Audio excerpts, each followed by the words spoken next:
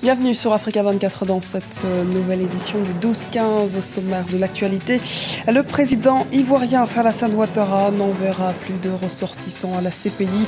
Le chef de l'État avait déjà refusé de livrer Simone Gbagbo, ancienne première dame, malgré plusieurs requêtes de la Cour. Présidentielle au Niger, début de la campagne électorale sans Amadou. Les candidats à la présidentielle du 21 février ont officiellement lancé leur campagne samedi. Le candidat du Modenfa, Lumana, est lui toujours en prison. Grand rendez-vous culturel en Égypte, la foire internationale du livre se poursuit au Caire.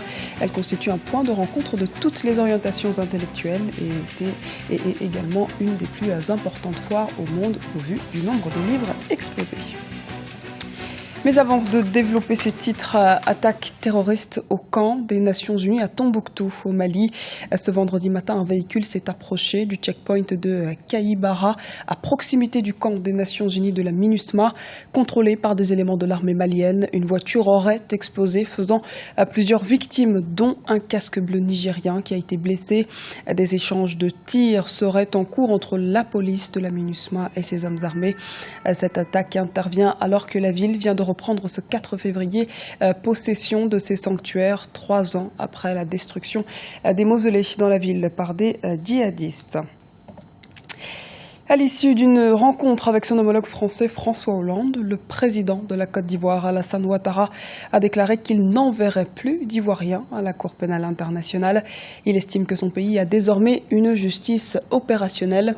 L'annonce intervient alors que son ancien rival à la présidentielle de 2010, Laurent Gbagbo, et le chef de milice Charles Blé Goudé comparaissent actuellement devant la Cour pénale internationale pour leur rôle présumé dans la crise post-électorale en Côte d'Ivoire. Écoutons les précision du chef de l'État ivoirien Alassane Ouattara. Mesdames, Messieurs, bonsoir. Ce n'est pas que je soutiens la CPI, je dis que je n'enverrai plus d'Ivoiriens à la CPI, puisque nous avons maintenant la capacité de les juger.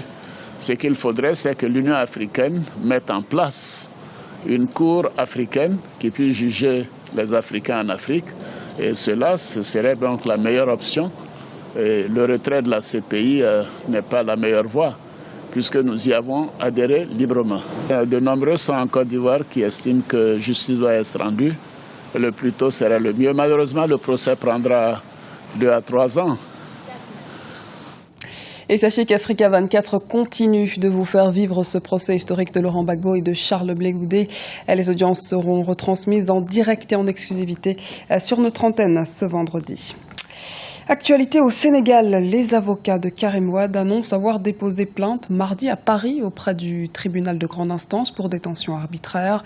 Cette démarche fait suite à la diffusion le 29 janvier de l'avis du groupe de travail des Nations Unies qui estime aussi que cette détention préventive est arbitraire. Les précisions dans ce sujet de la rédaction. C'est pour faire respecter ses droits, dont il est privé par le pouvoir politique sénégalais, que les avocats de Karim Wade, ancien ministre d'État de la coopération et des transports, sollicitent l'implication de la justice française. Le 29 janvier dernier, un groupe de travail des Nations Unies a publié un nouvel avis confirmant sa décision de 2015, qualifiant d'arbitraire la détention préventive dont avait fait l'objet Karim Wade avant son procès. Ce groupe de travail demandait au Sénégal de prendre les mesures nécessaires afin de remédier à la situation et la rendre conforme aux normes internationales des droits de l'homme. C'est le deuxième avis qui est sorti, bien sûr qui renforce le premier. Une fois maintenant qu'il ne se conforme pas, le groupe de travail va transférer les résultats de ses travaux au niveau du Conseil des droits de l'homme qui va statuer. Et si le Conseil des droits de l'homme statue, ça veut dire que le dossier va atterrir à l'Assemblée générale des Nations unies qui, cette fois-ci, va rendre une décision contraignante.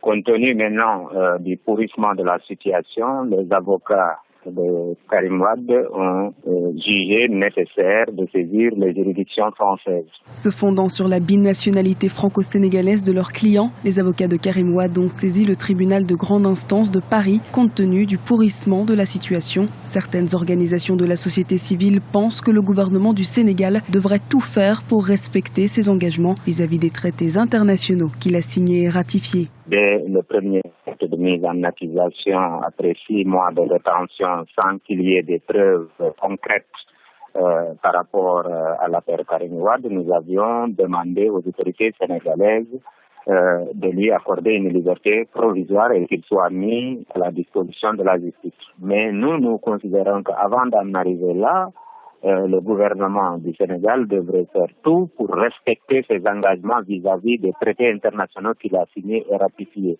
Karim Wade a été condamné à 6 ans de prison par la justice sénégalaise en mars 2015 pour enrichissement illicite. Il devra également s'acquitter d'une amende de 210 millions d'euros à la Cour des répressions de l'enrichissement illicite.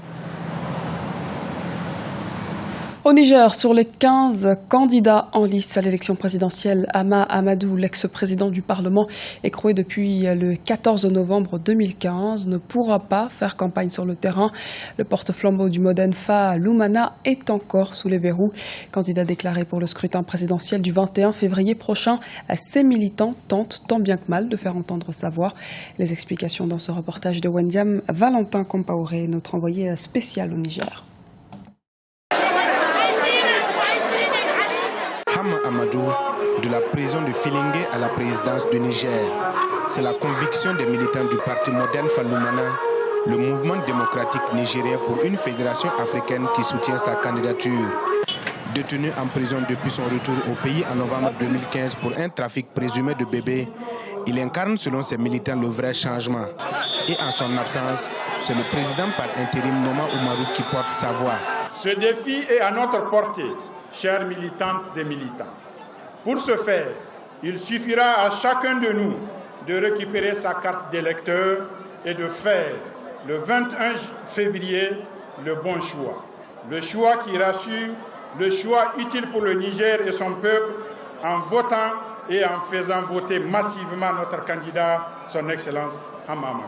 Farouche opposant du président sortant Issoufou Mahamadou, candidat qu'il avait pourtant soutenu au second tour de la présidentielle de 2011, il est soutenu par d'autres formations politiques, telles le Parti nigérien pour le renforcement de la démocratie, le PNRD Al-Fidjir pour qui sa victoire est assurée.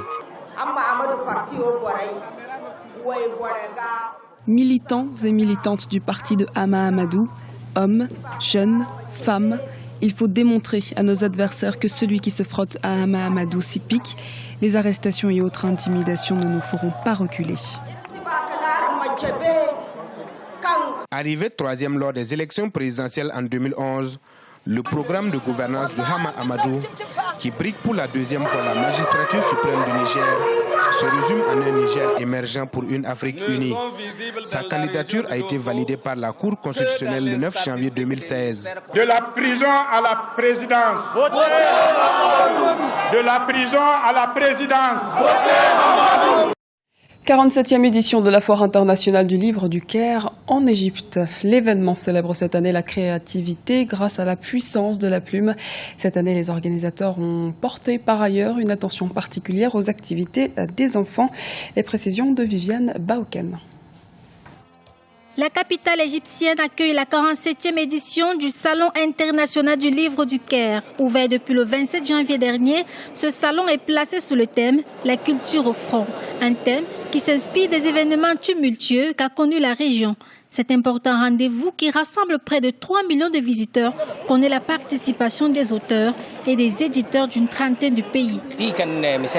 Au cours de la foire du livre de cette année, il y avait beaucoup de place pour les libertés créatives et de nombreuses possibilités pour permettre aux jeunes écrivains de présenter leurs idées. Certains étaient assez courageux pour écrire sur des sujets qui incitent au changement et cela influence positivement la foire internationale du livre du Caire. Les visiteurs ont pu découvrir les ouvrages qui vont des classiques de la littérature aux livres de jeunesse en passant par la fiction. L'événement a également offert une plateforme à des écrivains pour la promotion de leurs livres.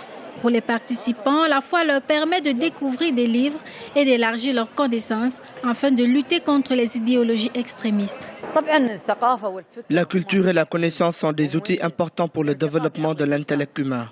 Lorsque nous développons une personne, nous développons une société, un pays. Nous ouvrons de nouveaux horizons par la culture. Nous pouvons modeler l'esprit et l'existence des jeunes. Ces expositions culturelles sont cruciales pour le monde arabe en raison des conflits auxquels nous sommes confrontés et il faut que nous soyons patients afin de surmonter cette période sombre. Organisée depuis 1969 à l'occasion de la célébration du millénaire de la ville du Caire, l'objectif de la Foire internationale du livre est d'ouvrir des nouveaux marchés aux éditeurs égyptiens pour leur permettre de vendre des ouvrages artistiques et littéraires au public.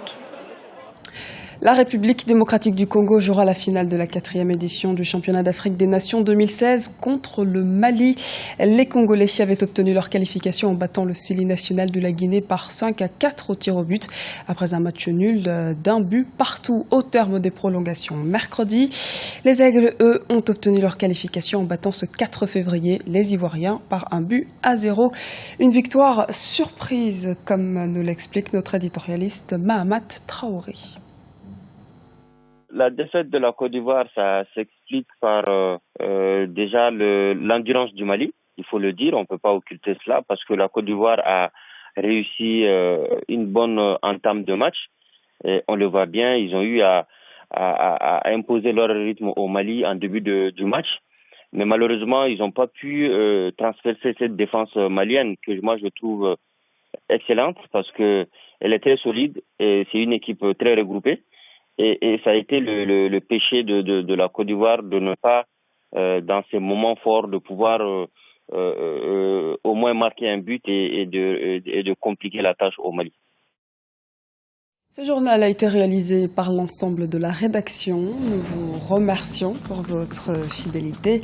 Retrouvez dans un instant une nouvelle édition du 12-15 sur Africa 24.